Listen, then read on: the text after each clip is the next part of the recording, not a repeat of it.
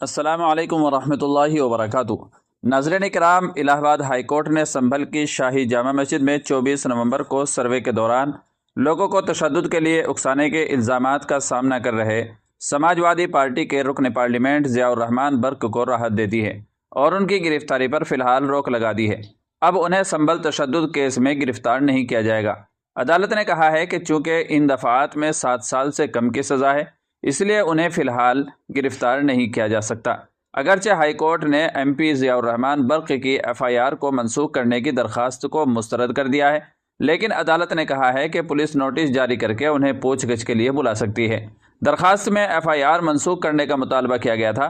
عدالت نے کہا کہ ابتدائی طور پر ایف آئی آر کا جائزہ لینے سے درخواست گزار کے خلاف قابل سماعت جرم کا پتہ چلتا ہے، لہذا حکومت بنام حبیب عبداللہ جلالی کیس میں سپریم کورٹ کے فیصلے کے مطابق ایف آئی آر کو منسوخ کرنے کی درخواست قبول نہیں ہو سکتی، اس لیے اس میں مداخلت کی ضرورت نہیں ہے۔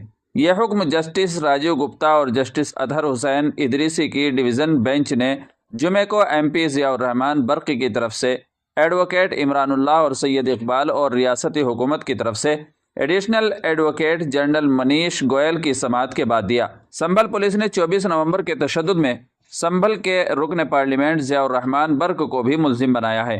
ان کے خلاف کئی دفعات کے تحت ایف آئی آر درج کی گئی ہے۔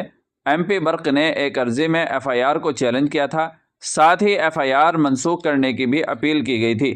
تو دوستو، اس پوری رپورٹ کے بارے میں آپ کی کیا رائے ہے، کمنٹ کر کے ضرور بتائیے گا، اور چینل پر پہلی بار آئے ہوں تو سبسکرائب بھی کر لیجیے گا۔ السلام علیکم ورحمۃ اللہ وبرکاتہ۔